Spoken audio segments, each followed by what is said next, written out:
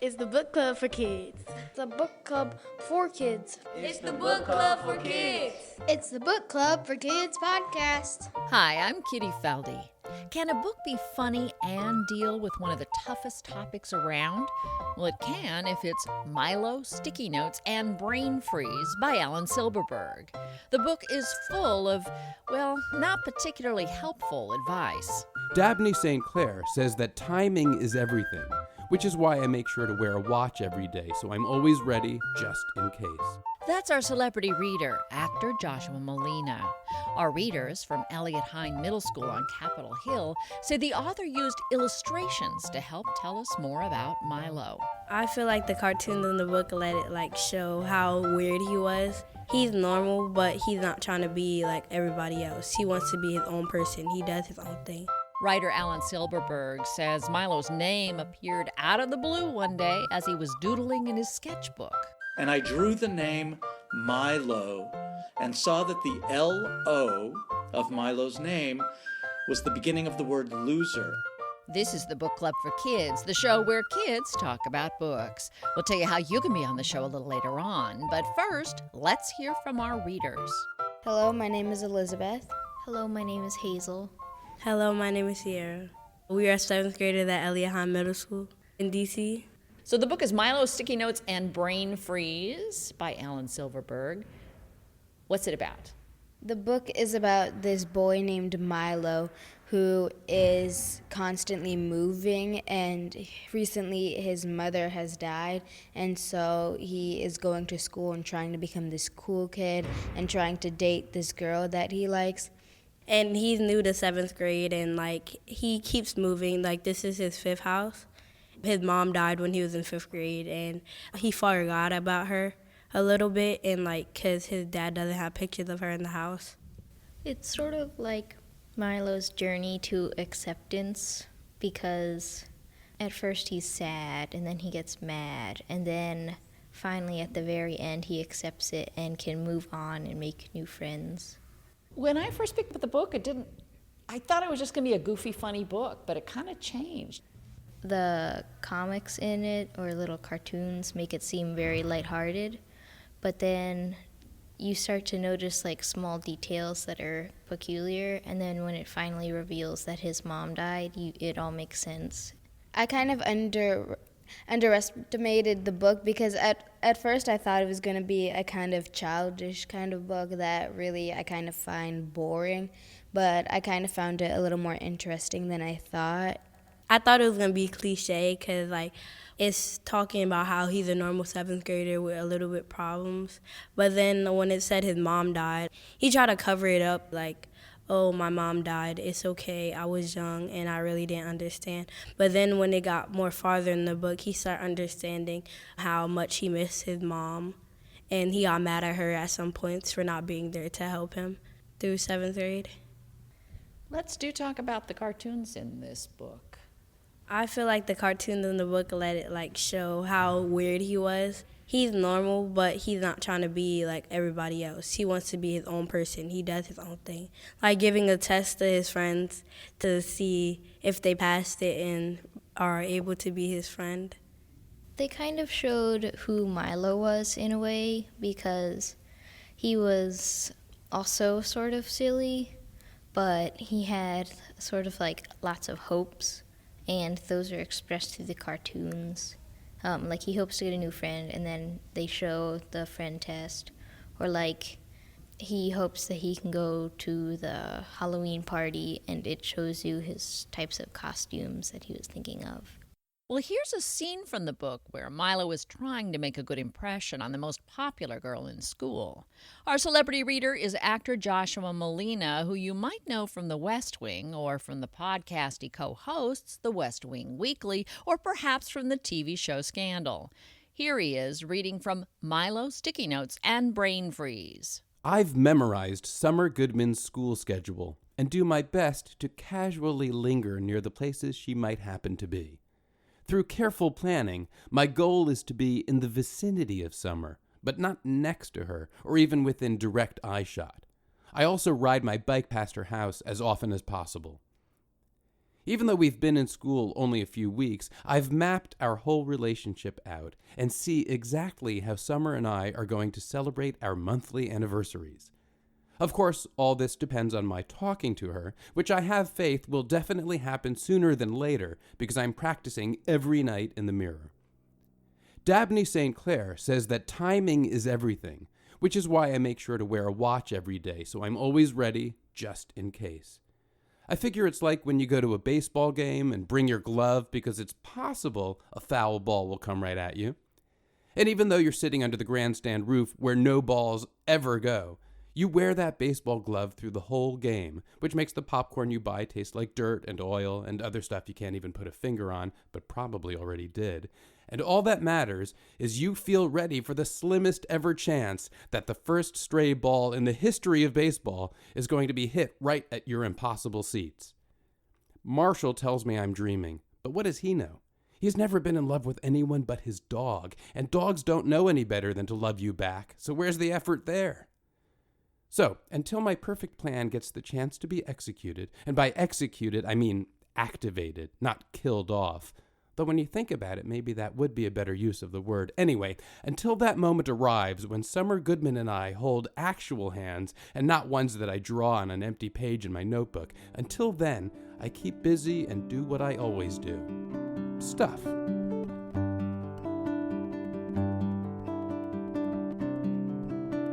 You mentioned something, Sarah, about this wasn't how authors usually portray seventh graders. What do writers get wrong when they're writing about seventh graders? They don't get that seventh grade it's hard, but it's like I'm gonna have somewhere to sit at lunch and all that type of stuff. My experience in seventh grade is different because our bodies are going through changes and we're going through different stuff that we don't know how to handle. What else do writers get wrong about middle school?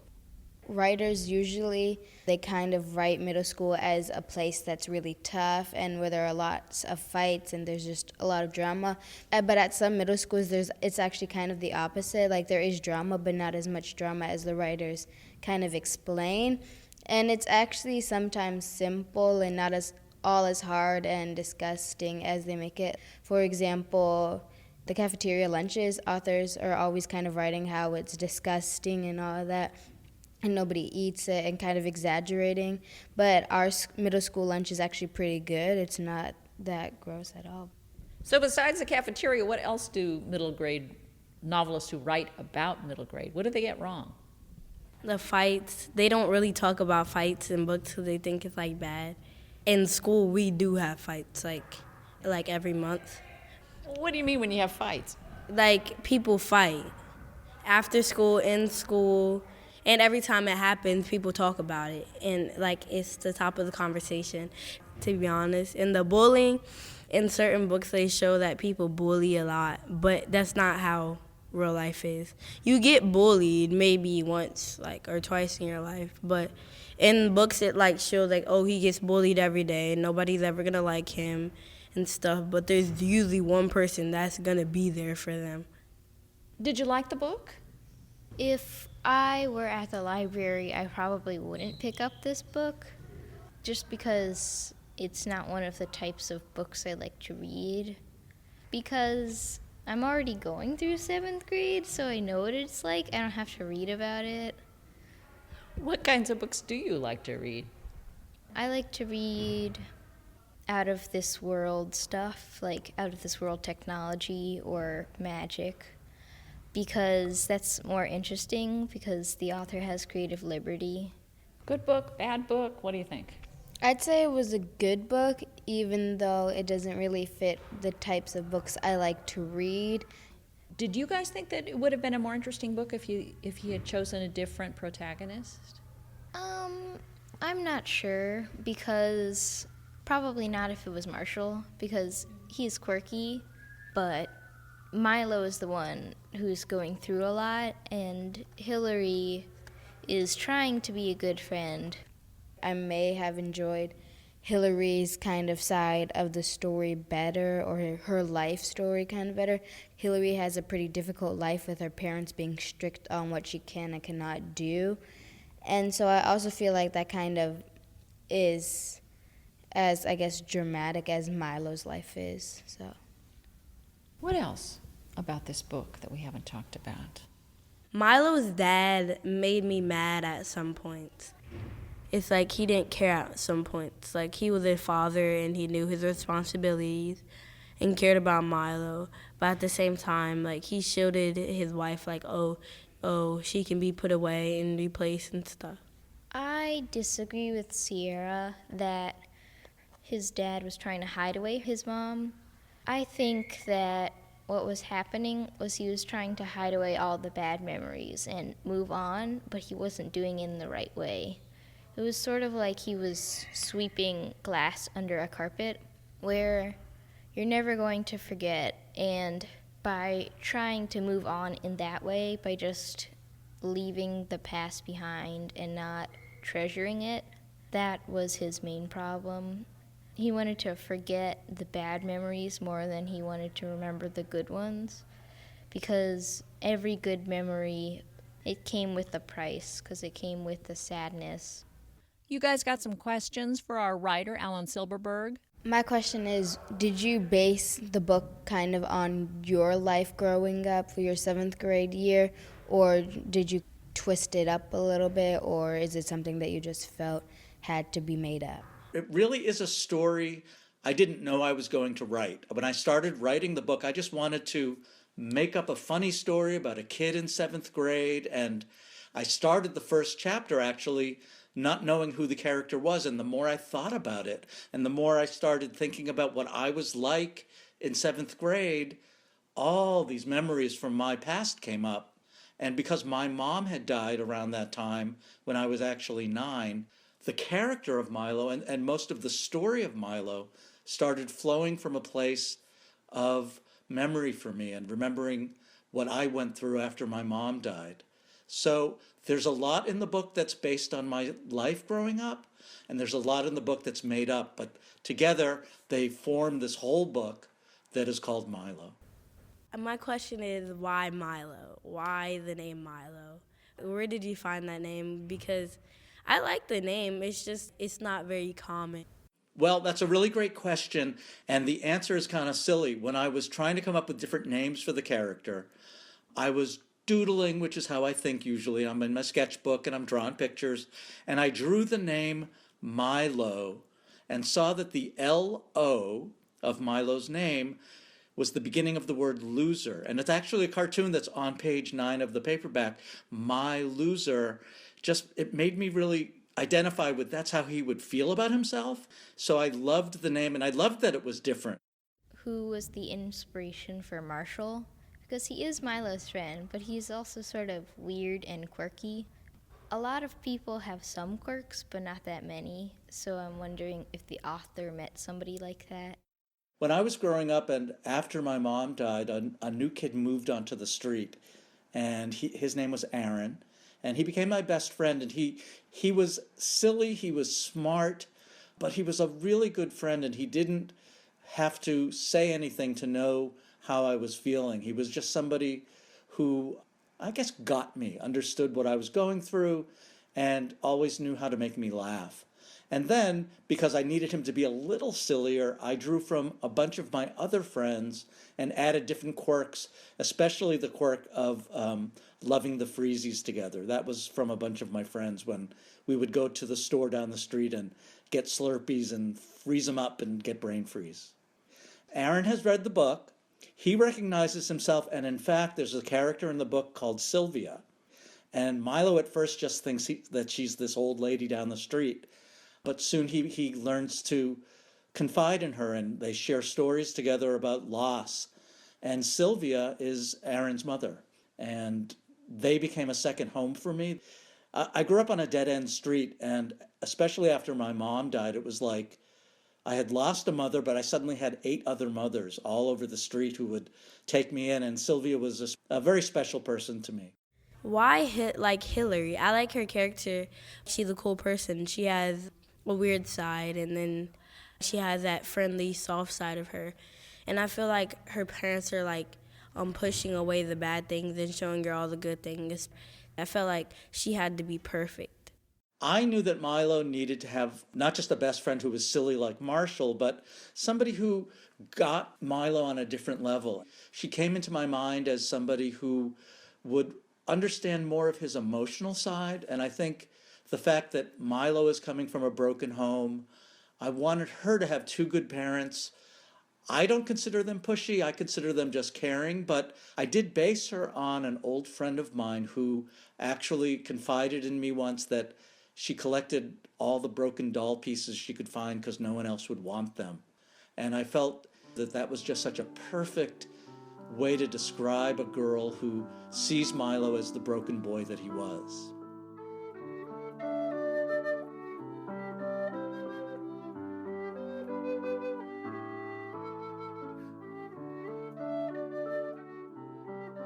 All right, we're back to the ultimate question, which is, what is your favorite book and why? My favorite book is Holes.